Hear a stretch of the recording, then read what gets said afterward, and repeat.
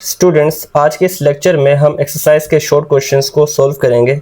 Very first short question है हमारे पास, what is the molar volume of a gas at RTP? RTP means room temperature and pressure. So dear student, the molar volume of a gas at room temperature and pressure is 24 decimetre cube. Dear student, ये जो हमारे पास room temperature होता है ये होता है 25 degree Celsius, और अगर हम रूम प्रेशर की बात करें तो ये होता है 1 atmospheric pressure. So dear student, इसका जो एग्जैक्ट आंसर है इस क्वेश्चन का वो क्या है? 24 डेसीमीटर क्यूब।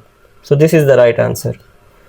नेक्स्ट हमारे पास सेकंड क्वेश्चन है, how does the concept of molar volume useful for us?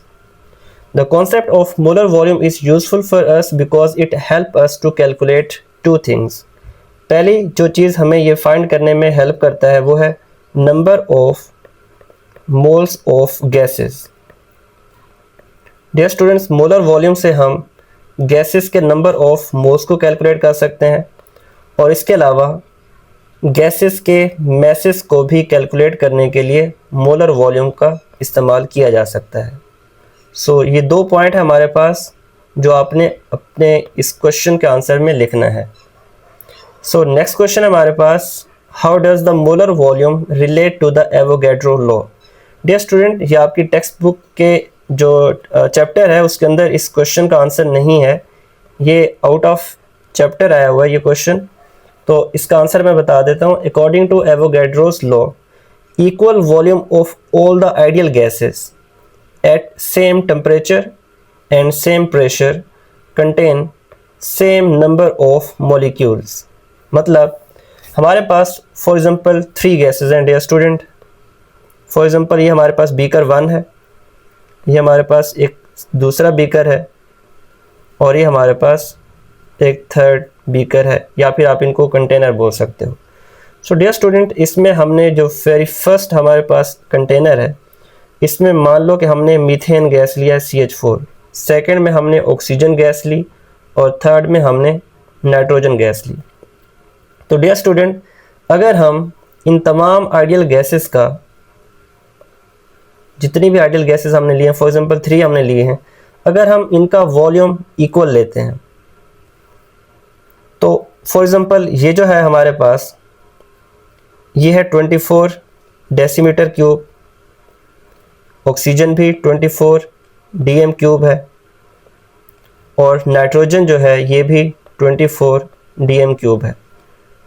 Dear student, ये 24 डेसीमीटर क्यूब क्या होता है? ये होता है volume of 1 mole of gas. तो इसका मतलब है हमारे पास मीथेन का भी 1 मोल है, ऑक्सीजन का भी 1 मोल है, और नाइट्रोजन का भी 1 मोल है। किसी भी गैस के 1 मोल का जो वॉल्यूम है वो कितना होता है? मोलर वॉल्यूम कितना होता है? 24 डेसीमीटर क्यूब। तो डियर स्टूडेंट, तमाम गैसेस का अगर हम वॉल्यूम इक्वल लेते हैं और टेम्परेचर अगर सेम रहे, मतलब 25 डिग्री सेल्सियस टेम्परेचर हो और अगर 1 एटमॉस्फेरिक प्रेशर हो, तो इन तमाम गैसेस के अंदर जो नंबर ऑफ मॉलिक्यूल्स होंगे वो क्या होंगे? वो सेम होंगे। मतलब जो हमारे पास वेरी फर्स्ट गैस है मीथेन गैस, इसके अंदर जो नंबर ऑफ मॉलिक्यूल्स होंगे वो होंगे 6.02 इंटू 10⁻23। ऑक्सीजन के 24 डेसीमीटर क्यूब में भी मॉलिक्यूल्स सेम होंगे, 6.02 इंटू 10⁻23, ये एवोगैड्रो नंबर है।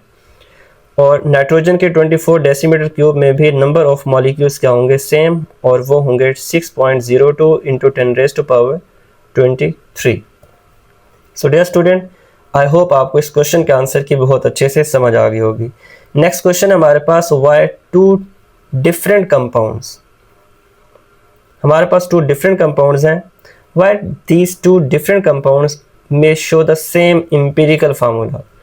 डियर स्टूडेंट, कंपाउंड डिफरेंट होते हैं लेकिन उनका एम्पिरिकल फार्मूला सेम होता है। इसकी रीज़न क्या है? इसकी रीज़न ये है डियर स्टूडेंट, जो एम्पिरिकल फार्मूला होता है ये सिंपलेस्ट होल नंबर रेशो को शो करता है।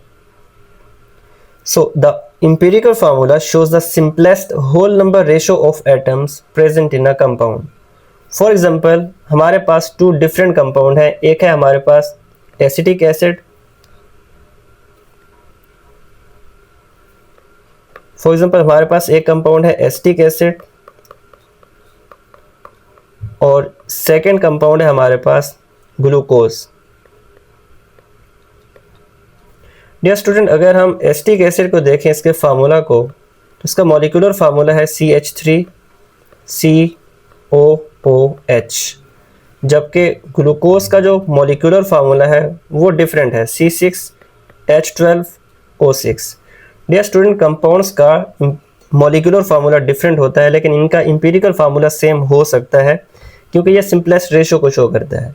फॉर एग्जांपल अगर हम एसिटिक एसिड में देखें तो टोटल जो हमारे पास कार्बन है वो 2 है और हाइड्रोजन 4 है हमारे पास और ऑक्सीजन क्या है 2।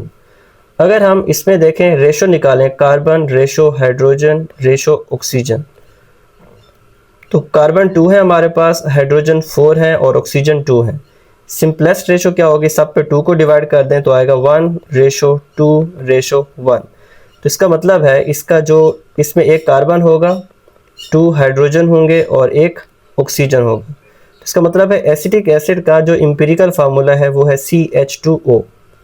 इसी तरह से अगर हम ग्लूकोज को देखें तो ग्लूकोज में भी 3 एलिमेंट्स हैं, कार्बन, हाइड्रोजन और ऑक्सीजन। अब इसका सिंपलेस्ट हम रेशो निकालते हैं, इंपीरिकल फार्मूला निकालते हैं। तो इसमें हम देख सकते हैं कि हमारे पास कार्बन 6 है ग्लूकोज में, हाइड्रोजन 12 है और ऑक्सीजन 6 है। अगर हम इन तीनों पे 6 को डिवाइड करें तो हमारे पास रेशो आएगी 1:2:1। मतलब इनके अंदर एक कार्बन है, 2 हाइड्रोजन है और 1 ऑक्सीजन। सो डियर स्टूडेंट, ये है हमारे पास ग्लूकोज का इंपीरिकल फार्मूला CH2O। ये ग्लूकोज का इंपीरिकल फार्मूला है और ये है हमारे पास एसिटिक एसिड का इंपीरिकल फार्मूला। अब देख सकते हैं इन दोनों का इंपीरिकल फार्मूला तो सेम है लेकिन इनका मॉलिक्यूलर फार्मूला क्या था, डिफरेंट था। सो नेक्स्ट क्वेश्चन हमारे पास question number 5, what is percentage yield important. So percentage yield क्यों इम्पोर्टेंट है डियर स्टूडेंट, ये इसलिए इम्पोर्टेंट है क्योंकि परसेंटेज यील्ड से हमें किसी भी रिएक्शन की एफिशिएंसी का पता चलता है। जो रिएक्शन जितना ज़्यादा एफिशिएंट होता है इसका मतलब है उस रिएक्शन से प्रोडक्ट जो है वो उतने ही ज़्यादा बन रहे हैं। इसके अलावा अगर हम केमिकल इंडस्ट्रीज़ की बात करें तो केमिकल इंडस्ट्रीज़ से के अंदर हमें परसेंटेज यील्ड से ये फ़ायदा होता है कि हमें पता चल जाता है कि जो भी हम प्रोसेस परफॉर्म करवा रहे हैं, जो भी हम एक्सपेरिमेंट कर रहे हैं, क्या वो process economical point of view से इम्पोर्टेंट है या नहीं है, और वो जो प्रोसेस है वो हमारे लिए मुनाफा बख्श है या नहीं है, वो हमारे लिए प्रॉफिटेबल है या फिर नहीं है।